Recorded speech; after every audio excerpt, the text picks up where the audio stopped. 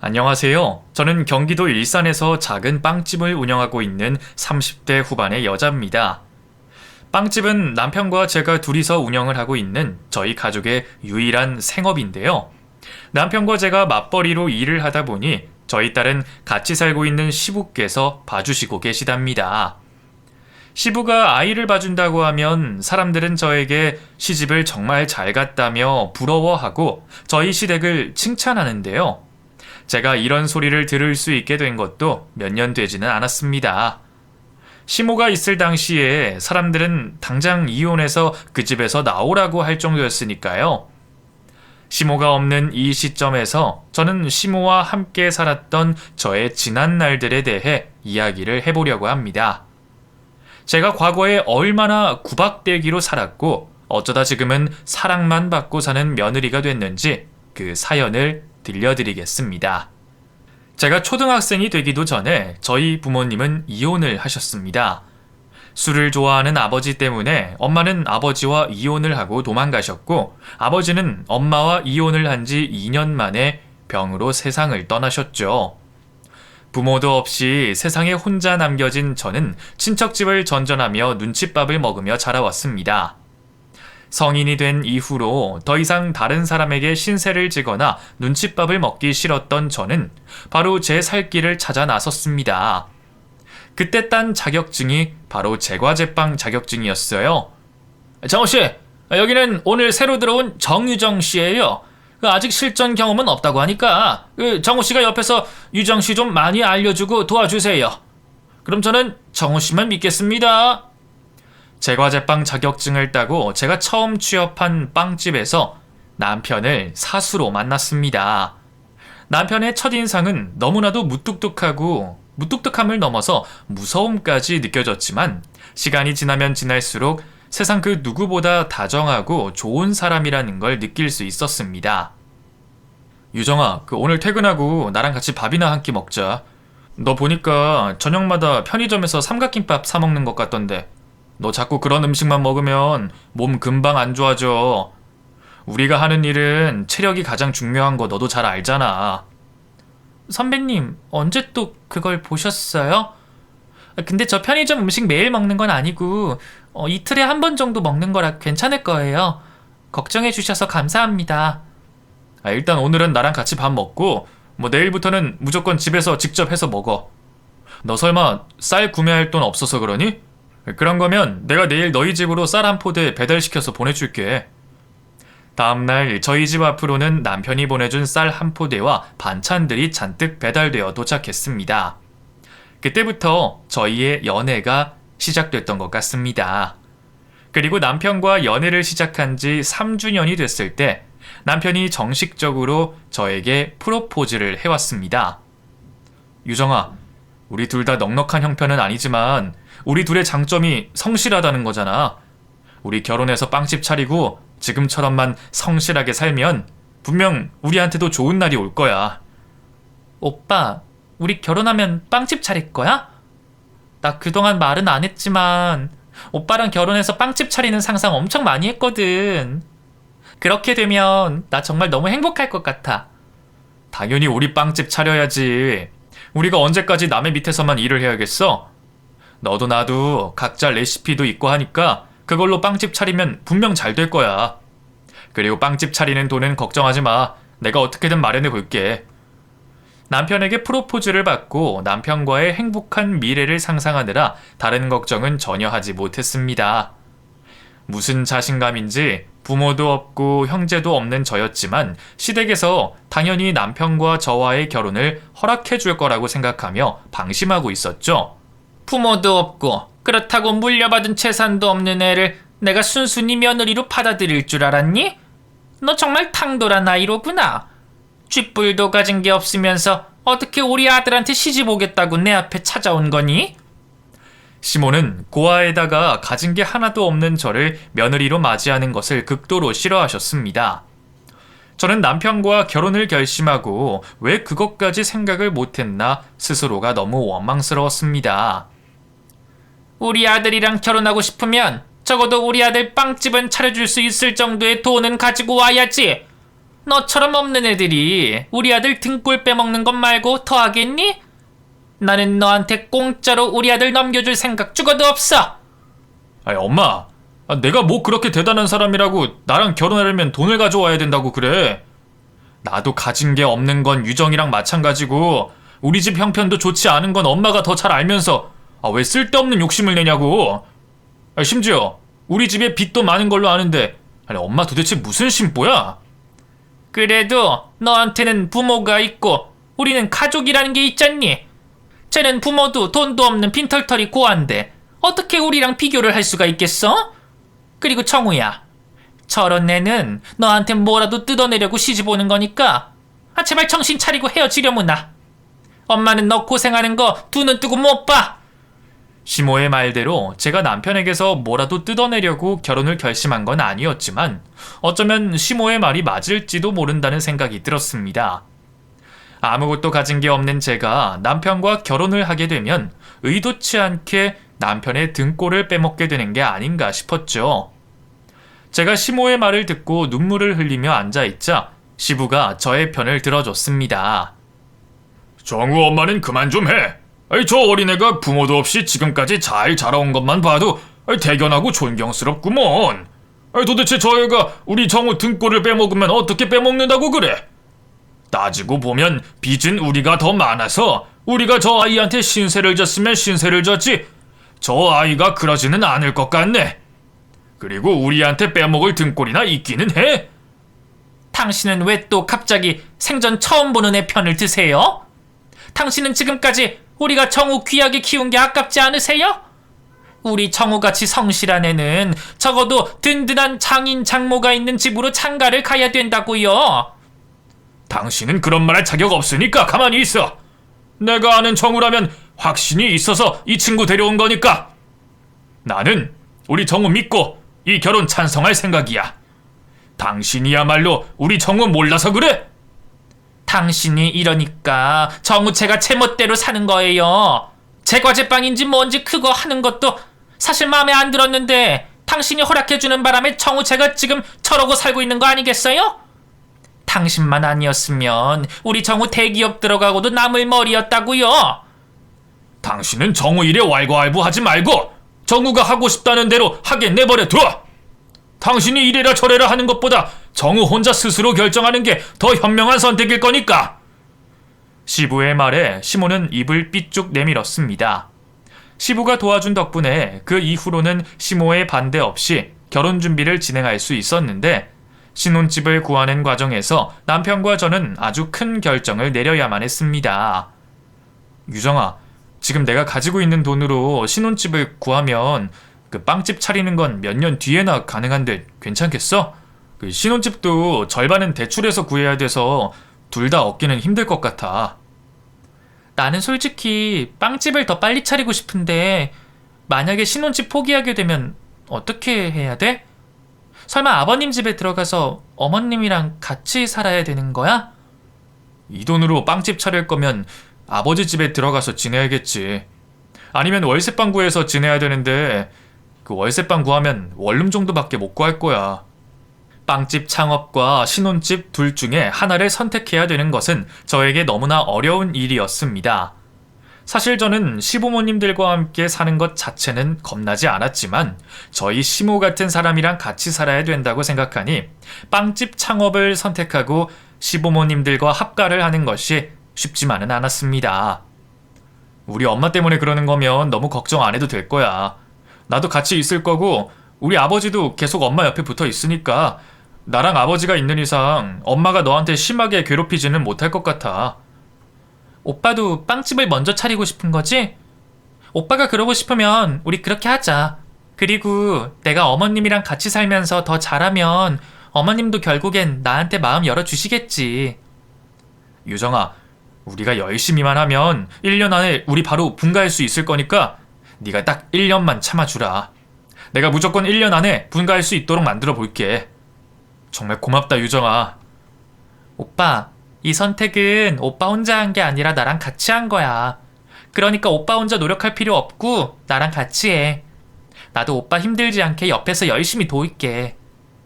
신혼집을 포기하고 빵집 창업을 선택한 저는 짐을 싸들고 시댁으로 들어갔습니다.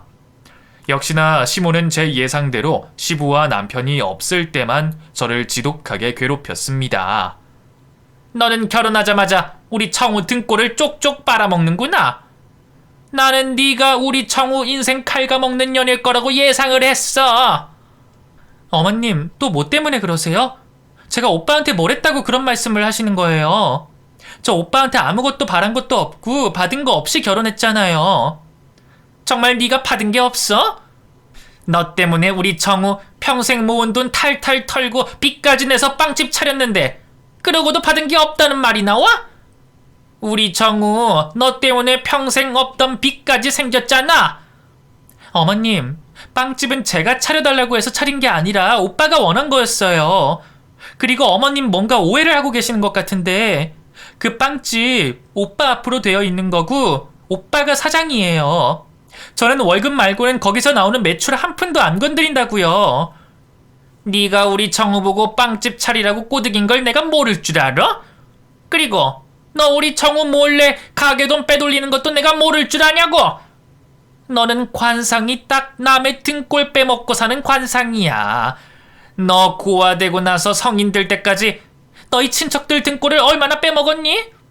남의 단물을 쏙 빼먹는 인생 사는 주제 당당해도 너무 당당한 거 아니야? 제가 부모도 없이 친척들 집을 전전하면서 살아오긴 했지만 이렇게 구박을 당하고 산 적은 없었습니다. 운이 좋았다면 운이 좋아서 그런 거였겠지만 오히려 저를 거두지 못해 미안해하는 어른들 뿐이었죠. 그래서 그런지 저는 시모 같은 어른이 너무 낯설고 시모가 주는 상처가 버겁기만 했습니다. 너 우리 집에 공짜로 얹혀 사는 거니까 그 보답으로 삼시세끼를 네가 직접 차리도록 해라. 출근하기 전에 아침 차려놓고 오전 근무 끝내고 집 와서 점심 차린 후에 다시 출근해. 그리고 저녁도 당연히 퇴근하고 네가 차려야 되는 거 알지? 어머님, 저 가게에 새벽 6시까지는 나가봐야 돼서 아침을 차려드리기는 힘들 것 같아요. 점심이랑 저녁은 제가 어떻게든 노력해서 해볼 테니까 아침은 빼주시면 안 될까요? 너는 어쩜 노력 한 번 안 해보고 못한다는 말부터 하니? 6시까지 출근을 해야 되면 1시간 더 일찍 일어나서 차려놓고 나가면 되잖아. 너는 삼시세끼 밥 차리는 것도 못할 거면 왜 시집을 온 거니? 편하게 살고 싶어서 시집 왔어? 남편은 시모의 말을 들을 필요가 없다고 무시하라고 했지만 며느리인 저는 그럴 수가 없었습니다. 여기서 시모와의 관계가 더 악화되면 힘든 건 남편도 시부도 아닌 저였기에 저는 시모의 말을 따를 수밖에 없었죠. 결국 저는 새벽 4시에 일어나 시모와 시부가 드실 아침을 차려놓고 새벽 6시에 빵집을 출근을 해 빵을 만든 후 점심시간이 돼서 다시 집으로 돌아와 점심을 차렸습니다.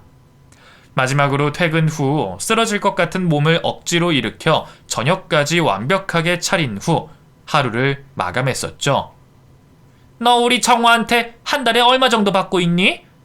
설마 전에 일하던 곳에서 받은 만큼 받는 건 아니겠지?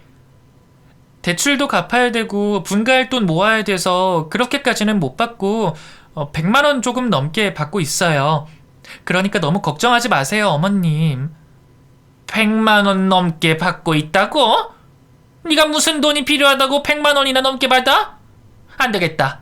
너 다음 달부터 매달 100만 원씩 나한테 이체하는 걸로 해라. 제가 왜 그래야 돼요? 어머님은 제가 오빠한테 돈을 한 푼이라도 받는 게 그렇게 아까우세요? 근데 어머님, 저 그 돈 제가 일하고 정당하게 받은 돈이에요. 어머님이 저한테서 그 돈 뺏을 권리 없다고요. 처음으로 시모에게 반항하고 큰 소리를 내어 말했습니다.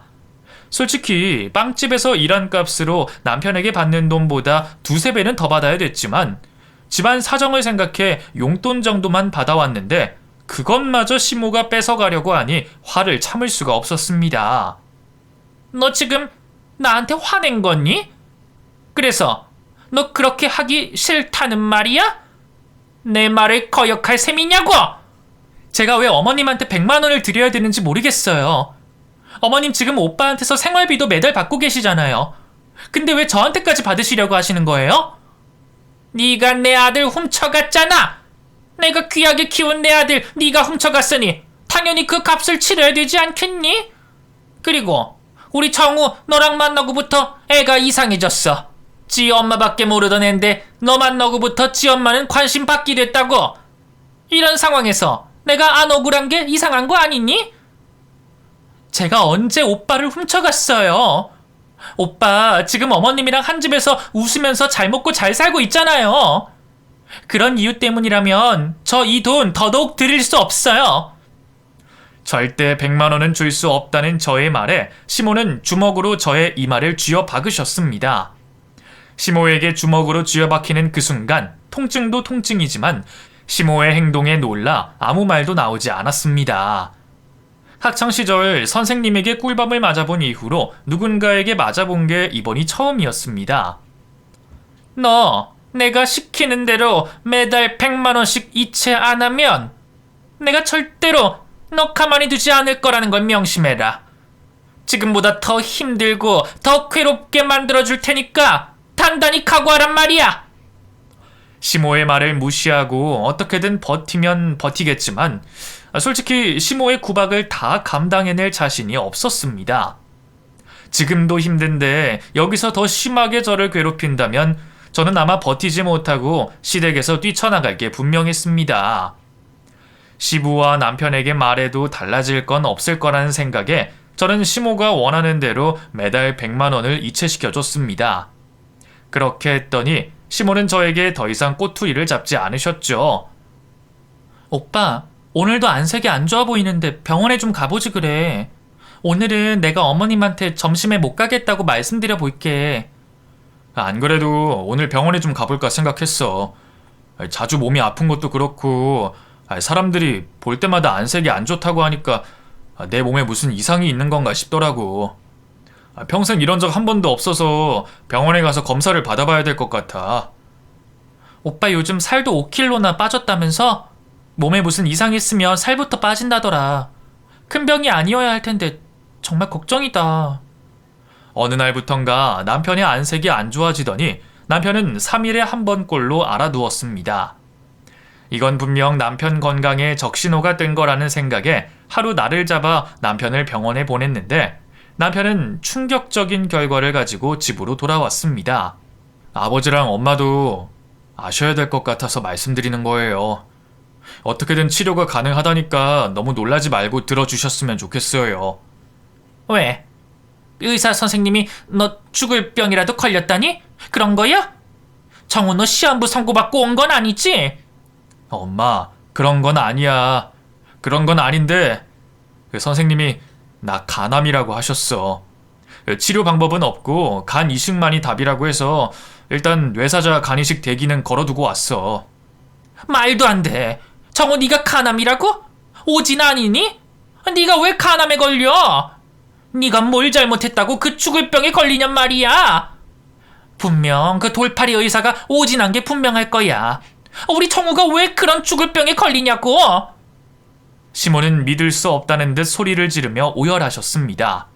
끝까지 남편이 간암이라는 걸 믿지 못한 시모는 직접 병원에 가서 본인 눈으로 확인을 하고 나서야 남편이 간암이라는 사실을 받아들였는데 그때부터 시모는 저에게 간이식을 해줄 것을 요구했습니다. 새아가, 네가 우리 정우한테 간 떼줘라. 너는 당연히 네가 먼저 간이식을 해주겠다고 나서야 되는 게 맞다고 생각하지 않니? 어쩜 너는 너희 남편이 죽을 병에 걸렸는데도 그렇게 태연할 수가 있어? 너 설마 지금 우리 정우 재산 노리고 죽기만을 기다리고 있는 건 아니겠지? 오빠 아파서 어머님이 슬프고 속상할 만큼 저도 똑같이 그래요. 저한테 가족이라고는 오빠밖에 없는데 왜 제가 오빠가 죽길 바라겠어요? 저는 오빠 재산 같은 거에 욕심 없고 그저 우리 둘 평생 건강하게 오래 살기만 바랄 뿐이에요. 근데 왜 네가 이식해주겠다고 안 나서? 걱정은 해도 간이식은 못 해주겠다 뭐 이거야? 너 입만 산 야가빠진 애로구나. 어머님, 제가 해주고 싶다고 해서 해줄 수 있는 것도 아니라서 저도 검사해보고 가능한지부터 확인을 해야 돼요. 그리고 어머님도 하실 수 있으시면서 왜 어머님은 검사도 안 하시는 거예요? 남편에게 저의 간을 이식해줄 마음은 있었지만 제가 남편에게 간 이식을 해주는 게 당연하다고 말하는 시모가 너무 얄미웠습니다. 남편에게 간 이식이 필요하다는 말을 듣고 저를 포함한 시댁 식구들이 간 이식이 가능한 상태인지 검사를 받았는데 시모는 거기서 쏙 하고 빠져나갔음에도 불구하고 목소리만 컸습니다. 나는 나이가 있어서 안 될 게 뻔하다. 지금은 괜찮지만 곧 있으면 고혈압이니 뭐니 찾아올 텐데 굳이 내가 사서 내 몸을 망가뜨리는 일을 해야겠니? 해도 건강하고 젊은 네가 하는 게 당연한 거 아니야? 어머님보다 연세도 많으신 아버님도 하시는데 어머님이 왜 못하세요? 심지어 어머님은 먹고 있는 약도 없으실 만큼 건강하시잖아요. 그래서 너는 이 늙은 시애미를 간이식하게 만들고 싶다 이거니? 내가 너 보고 하라고 했다고 네가 지금 나를 물고 늘어지는 거야? 네가 물귀신이라도 돼? 너 내가 가만히 있으니까 내가 정말 보자기로 보이는 거냐고? 시모는 또다시 저의 몸에 손을 대셨습니다. 저의 머리끄덩이를 두 손으로 잡아챈 시모는 저를 집안 곳곳을 끌고 다니셨어요. 한참을 시모 손에 끌려다니다 다리에 힘이 풀려버린 제가 주저앉자 시모가 그제야 잡고 있던 제 머리채를 놓아주셨습니다. 너는 짐승처럼 맞아야 정신을 차리는 모양인가 보구나. 이제야 정신을 좀 차렸니? 네가 뭘 잘못했는지 깨달았어? 어머님이 하지 말라고 해도 저는 오빠한테 이식해줄 생각이었어요. 제가 이식해주게 되면 어쨌든 오빠는 저 때문에 살아나는 건데 어머님은 저한테 고마워해야 되는 거 아니에요? 왜 사람을 못 잡아먹어서 안달이세요? 네가 순순히 하겠다고 말을 안 하니까 그 버르장머리 고쳐놓으려고 그런 거다. 앞으로 또 내 말 거역하거나 내 말에 토달면 너 더 심하게 벌받을 줄 알아라. 안 그래도 아픈 남편에게 걱정거리를 하나 더 만들어주기 싫었던 저는 시모가 저에게 손을 대면서까지 괴롭혀도 남편에게 말하진 않았습니다. 제가 견딜 수 있을 때까지 조용히 견뎌볼 생각이었죠. 그리고 검사 결과 남편이 제 간을 이식받을 수 있다는 말에 저는 고민도 않고 남편에게 간 이식을 해줬습니다. 새아기 덕분에 우리 정우 목숨을 하나 더 얻었다. 내가 너한테 정말 고마운데 이걸 어떻게 보답해야 될지 모르겠구나. 우리 아들 살려줘서 정말 고맙다, 새아가. 당신은 뭘 그렇게까지 고마워해요? 지같이 남편 살린 건데 당신이 고마워할 필요는 없어요. 그리고 가족들끼리는 고맙다는 말은 주고받는 거 아니에요. 당신은 고맙다는 말 안 나오면 다른 말도 하지 말고 그냥 입이나 다물고 있어. 당신은 새아가 스트레스 받게 뭐 한다고 병원까지 쫓아와서 헛소리만 짓거리고 있어. 제가 오고 싶어서 여기 온 줄 알아요? 우리 정우 간병할 사람 없어서 온 거잖아요. 얘 보고 일어나서 우리 정우 간병할 수도 없는 노릇이니 제가 온 거라고요. 남편과 제가 입원을 했을 때 제 옆에서 간병을 해주는 사람은 단 한 명도 없었지만 시모는 남편 옆에 꼭 붙어 성심성의껏 간병을 해줬습니다. 다른 사람도 아니고 시모가 그러니 섭섭하지는 않았는데 제가 남편보다 먼저 퇴원하는 날 시모가 처음으로 저의 병실에 찾아왔습니다. 너희 시아버지가 너 데리러 온다고 하길래 내가 오지 말라고 말렸다. 너 혼자 택시 타고 갈 수 있지? 아픈 사람한테 시비를 걸러온 시모가 미워서 대답을 안 했는데 시모는 그런 제 태도가 마음에 들지 않았는지 또 저의 정강이를 걷어찼습니다. 사람이 말을 하면 대답을 해야지. 너 지금 나 투명인간 취급하는 거야? 어머님, 보는 눈 많으니까 그만하세요. 저 지금 퇴원해도 한동안 몸 조심해야 되는 환자예요. 그래서 어쩌라고. 네가 우리 정우보다 환자는 아니잖아. 너 지금 내 아들한테 네 간 쪼가리 좀 떼어줬다고 생색내는 거니? 시모의 행패에 같은 병실을 쓰던 사람들이 웅성거리기 시작해 저는 시모를 내버려두고 짐을 싸들고 병실에서 나와버렸습니다. 그리고 시모가 뭐라고 하든 말든 무시를 하고 집으로 와버렸죠. 집으로 돌아온 저는 침대에 엎드려 한참 동안 눈물을 흘려야 했습니다. 그날은 시모 덕분에 부모가 없는 서름을 어렸을 때보다 더 심하게 느꼈던 하루였습니다. 그래도 저에게는 항상 제 편이 되어주는 남편과 시부가 있기에 조금이나마 견딜 수 있었는데 제가 퇴원을 하고 난 다음 날 시모가 시부 없이 저만 있는 시간에 맞춰 집으로 쳐들어왔습니다. 내가 너 이럴 줄 알았다. 너는 퇴원했으면 가게 문 열 생각을 해야지 왜 아직도 자빠져 자고 있는 거니? 너 우리 아들이 차려둔 가게 망하게 할 생각이야? 의사 선생님이 무리하지 말고 몸 회복될 때까지 쉬라고 하셔서 그럴 생각이었어요. 오빠도 저보고 빵집 문 열 생각하지 말고 쉬라고 했고요. 빵집 나가면 12시간은 서서 일만 해야 되는데 지금 제 몸 상태로는 힘들어요, 어머님. 그럼 돈은 누가 벌어? 닫혀있는 빵집 월세는 누가 내냐고? 그것도 우리 정우 지갑에서 나갈 거 아니야? 너도 생각이 있는 애면 의사 선생님이 뭐라고 하든 가게 문 열 생각부터 했어야지. 내 말이 틀렸어? 목숨 걸고 자신의 아들에게 간이식을 해준 며느리를 부려먹지 못해 안달난 시모는 침대에 누워있던 저를 강제로 일으켜 세웠습니다. 지금이라도 가서 당장 빵집 문 열어! 저녁 장사라도 하란 말이야! 어머님, 저 일주일만 쉴게요. 일주일 쉰다고 가게 망하는 것도 아닌데 왜 그러세요? 저 정말 힘들어서 그래요. 힘들긴 뭐가 힘들다고 징징대? 네가 힘들어봐야 간이식 받은 우리 정우만큼 힘들겠어? 네가 일 안 하면 우리 정우가 하겠다고 할 거니까 그러기 전에 네가 먼저 가게 출근해. 제가 가지 않겠다고 힘으로 버티고 있자 시모가 이번엔 저의 뒤통수를 갈겨버렸습니다. 어찌나 세게 맞았는지 골이 흔들릴 정도로 아팠습니다. 어머님, 왜 자꾸 저 때리세요? 이거 가정폭력인 거 몰라서 그러세요? 제발 저 좀 그만 때리세요. 내가 그랬지. 너는 짐승처럼 맞아야 정신 차린다고. 너 그래서 가게 문 열 거야, 안 열 거야? 지금 당장 말해. 오늘은 이미 늦었으니까 내일부터 가게 문 열게요. 그러니까 제발 좀 그만하시라고요. 이봐라. 너는 어디든 한 대 얻어맞아야 정신을 차린다니까. 내일 와서 너 출근했는지 안 했는지 확인할 거니까 무조건 출근하도록 해. 남편에게 간이식을 해주고 퇴원한 이튿날 후부터 저는 빵집으로 출근을 했습니다. 완전히 회복되지 못한 몸을 이끌고 12시간 동안 일을 하는 게 쉽지는 않았지만 시모가 무서워 저도 어쩔 수가 없었습니다. 남편은 퇴원하고 집으로 돌아오고 나서야 제가 빵집에 출근을 하고 있다는 걸 알게 됐습니다. 유정아, 의사 선생님이 분명히 무리하지 말라고 했었잖아. 그리고 나도 절대 가게 문 열 생각하지 말라고 너한테 말했었는데 왜 사람 말을 안 들어? 너 그러다 몸 다 상해. 언제까지 가게 문 닫아둘 수는 없잖아. 그나마 괜찮은 나라도 돈을 벌어야지. 오빠 가게 월세 메꿀 돈은 있어? 그리고 그것도 그거지만 우리 빵집 이제 입소문 타기 시작했는데 한 달 넘게 문 닫으면 손님들 발길 끊길 거야. 아무리 그래도 그렇지 벌써부터 출근하는 건 아닌 것 같아.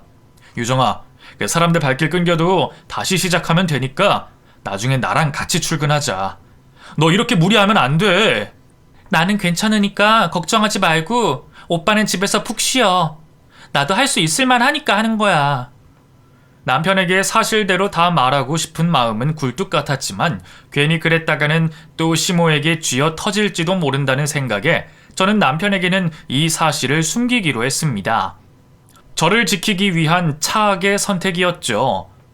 그렇게 혼자서 열심히 빵집을 운영해 나가는데도 시모는 제가 하는 게 마음에 들지 않은 듯 했습니다. 너 내가 지나가다가 보니까 카운터에 가만히 앉아있기만 하던데 일 안 하니? 어디 감히 네가 엉덩이를 바닥에 붙이고 앉아있어? 네가 그럴 처지가 돼? 어머님, 저는 쉬지도 못해요? 새벽 6시에 출근해서 밤 10시 넘어서 문 닫는데 어떻게 하루 종일 서 있기만 해요? 네가 그러니까 빵집 매출이 그 모양인 거야. 그리고 너 도대체 정우한테 얼마나 찡찡대면 정우가 하루 종일 네 걱정만 하니? 너 우리 정우 걱정시키는 집 좀 그만해라. 오빠는 제 남편이니까 혼자서 일하는 와이프 걱정하는 건 당연한 거 아닌가요? 어머님, 저랑 싸우고 싶으셔서 계속 꼬투리 잡으시는 것 같은데 저 어머님이랑 더 이상 싸울 생각 없으니까 제발 그만 좀 해주세요. 남편이 다시 빵집으로 출근하기 전까지 시모와 저는 눈만 마주치면 싸움닭처럼 싸웠습니다. 얄밉게도 시모는 일부러 시부와 남편이 없는 빵집으로 찾아와서까지 저에게 시비를 걸었는데 그때만큼 제 정신이 피폐해진 적이 없었던 것 같습니다.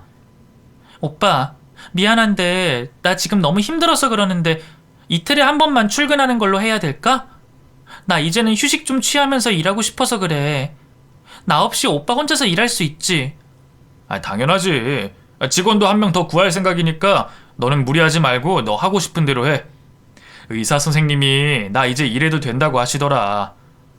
남편이 다시 빵집으로 출근을 하고 난 이후부터 저는 이틀에 한 번꼴로 가게에 나갔는데 시모는 제가 집에 있는 날만 되면 저를 가만두질 못했습니다. 어머님, 제 몸에 손대지 말라고 제가 누누이 말씀드렸잖아요. 저 이러면 아버님이랑 오빠한테 다 말할 거예요. 말할 수 있으면 어디 한번 말해봐라. 네가 그런다고 내가 못할 줄 아니? 네가 이기나 내가 이기나 한번 해보자꾸나. 시모가 말로만 저를 구박하는 게 아니라 날이 가면 갈수록 저의 몸에 손을 대는 게 심해졌습니다. 말끝마다 박자에 맞춰 저의 정강이를 걷어찼고 자고 있거나 멍하니 앉아있는 저에게 다가와 이유도 없이 꼬집기가 일쑤였습니다. 결국 견디다 못한 제가 남편에게 분가를 요청했습니다. 오빠, 나 더 이상 어머님이랑 한 집에서 붙어 살기 힘들어서 못 살 것 같아. 나 원룸에 살아도 좋으니까 우리 당장 여기서 나가자. 제발 부탁이야. 유정아, 아무리 그래도 어떻게 원룸에서 살아. 조금만 기다리면 우리 아파트 구할 수 있으니까 네가 좀 참아줘. 내가 엄마한테 너 괴롭히지 말라고 단단히 일러둘게. 남편의 부탁으로 저는 시모의 괴롭힘을 꼬박 1년이나 버티고 참았습니다. 1년이 지나고 이제는 이 지옥 같은 시댁에서 벗어날 수 있겠다 싶었는데 저에게 아이가 찾아왔습니다. 저의 임신 소식에 모든 시댁 식구들이 자기 일처럼 기뻐해줬는데 시모에게는 저의 임신이 저를 괴롭힐 하나의 이유가 됐습니다. 어쩐지 우리 정우 한동안 안색이 안 좋더라. 네가 우리 정우 기 다 빨아먹어서 임신해서 그런 거 아니겠니? 우리 정우 혼자서 빵집 하는 것만으로도 힘들 텐데 네가 밤마다 괴롭혀서 얼마나 힘들었겠니? 너는 네 남편 기 빨아먹어서 임신하니까 좋아? 제가 무슨 기를 빨아먹었다고 그래요? 부부 사이에 아이가 생기는 건 자연스러운 일인데 어머님은 어떻게 이것도 제 잘못이라는 식으로 말씀을 하세요? 너 임신했다고 내가 너 못 건들 줄 알고 지금 대드는 거야? 너 임신했다고 해서 절대 봐줄 생각 없으니까 처신 똑바로 하고 임신했다는 이유로 우리 정우 부려먹을 생각하지 말아라. 임신을 하고 난 후 남편이 가장 먼저 한 일은 분가할 저희 집을 찾아다니는 것이었습니다. 시댁에 오래 살기도 했고 식구도 늘어났으니 드디어 저희가 분가할 집을 구해서 시모와 헤어질 날만 기다리고 있는데 시모는 집에서 쉬고 있는 제가 마음에 들지 않은지 매일같이 악담을 퍼부었습니다. 너 일하기 싫어서 일부러 임신한 건 아니지? 임신하면 적어도 1년은 집에서 쉬어야 되니까 그러고 싶어서 임신한 것 같은데 내 말이 틀렸니? 어머님, 어떻게 하면 그렇게 생각하실 수 있어요? 오빠랑 저랑은 지금까지 한 번도 피임한 적 없었는데 이제서야 생긴 거라고요. 일부러 임신할 거면 진작에 임신을 했겠죠, 어머님. 그리고 저 임신 안 해도 쉬고 싶으면 얼마든지 쉴 수 있다고요. 아니, 너 보니까 정우랑 같이 돈 버는 게 억울해서 일부러 임신한 것 같아. 이런 마음으로 임신한 거면 나는 차라리 네가 유산이나 됐으면 좋겠다는 생각이 드는구나. 우리 정우 너 없이 혼자 2배로 더 고생하는 모습 보니까 아이 낳을 바에 차라리 그 아이 유산돼서 안 낳는 게 더 낫겠어. 제 뱃속에 있는 아이 남도 아니고 어머님 손주예요. 어떻게 어머님 손주가 죽었으면 좋겠다는 말을 아무렇지 않게 하실 수 있으세요? 저 이번 일 절대 안 참고 무조건 오빠한테 다 말할 거니까 그렇게 하세요. 남편에게 다 잃을 거라고 시모에게 큰 소리를 쳐놓긴 했지만 남편이 알면 속상해할 것 같아 말할 수가 없었습니다. 아무리 그래도 시모는 남편의 엄마인데 사랑하는 엄마가 자신의 아이를 두고 그런 말을 했다는 걸 알면 남편이 많이 힘들어할 것 같았었죠. 어머님, 오빠 생일상을 제가 준비하려고 하는데 어머님 그날 드시고 싶은 거 있으세요? 어머님도 오빠 낳는다고 고생하셨으니까 어머님 드시고 싶은 것도 제가 준비해 볼게요. 내가 네 본 모습을 모르는 것도 아니고 나한테까지 착한 척 할 필요 없다. 그리고 내 아들 생일상은 내가 직접 차려서 먹일 거니까 넌 빠지고 가만히 있어라. 시모가 남편의 생일상을 차린다면 저야 좋은 일이니 순순히 빠져줬습니다. 시모는 그 어떤 날보다도 정성스럽게 남편의 생일상을 준비했는데 미역국이 너무 먹음직스러워 보여서 제가 먼저 맛을 보게 됐습니다. 고기도 한우를 썼는지 너무 맛있길래 몇 개 주워 먹었는데 그 순간 시모가 들고 있던 국자로 제 머리통을 때렸습니다. 이 돼지 같은 년, 내가 이걸 지금 너 먹으라고 만들어 놓은 줄 알아? 우리 정우도 아직 입에 못 댄 걸 네가 왜 먹어? 엄마, 지금 무슨 짓이야? 설마 나 없을 때 맨날 이렇게 유정이 때린 거야? 시모에게 갑자기 얻어맞은 것도 정신없었는데 평소보다 일찍 퇴근한 남편이 갑자기 나타나 시모에게 소리를 지르자 정신이 더 없었습니다. 일이 더 커질까 겁이 났던 제가 남편을 말리려는데 남편은 말릴 새도 없이 시모의 뺨을 날려버렸습니다. 오빠, 어머님한테 무슨 짓이야? 아무리 그래도 엄마를 때리는 사람이 어딨어? 그래, 아무리 그래도 지 엄마를 때리는 사람이 어딨니? 내가 뭘 그렇게 잘못했다고 내가 아들한테 뺨까지 얻어맞아야 되니? 불효막심한 나쁜 새끼 같은 이라고. 시모가 자리에서 일어나 남편에게 따져들자 남편이 식탁 위에 있던 자신의 생일상 음식들을 싱크대에 쏟아 부었습니다. 너 내가 네 처 좀 때렸다고 이러는 거니? 네가 몰라서 그러는데 얘는 맞아도 싸. 맞을 짓을 하니까 맞았지. 내가 괜히 때렸겠어? 엄마는 사람 때리는 게 취미잖아. 내가 그걸 몰라서 이러는 줄 알아? 유정이 너 나한테 거짓말할 생각하지 말고 솔직하게 말해. 엄마 너 때린 거 이번이 처음 아니지? 예전부터 계속 너 때려왔었지? 더 이상은 남편에게 거짓말을 해서는 안 되겠다 싶었던 저는 말없이 고개만 끄덕였습니다. 그래, 내가 얘 정신 좀 차리게 하려고 살짝 손만 댔다. 근데 그게 왜? 얘가 나한테 맞아서 멍이 들기를 했니? 병원에 실려가기를 했니? 그냥 어린애 때리듯 때렸는데 그게 그렇게 큰 잘못이니? 엄마 잊었어? 엄마 나 어릴 때 죽도록 때려서 경찰 쫓아오고 나 병원 실려가고 난리도 아니었잖아. 내가 그렇게 죽다 살아나도 정신 못 차려서 그 이후로도 나 죽도록 패서 내가 집 나간 거 까맣게 잊었냐고. 그때랑 지금이랑 똑같니?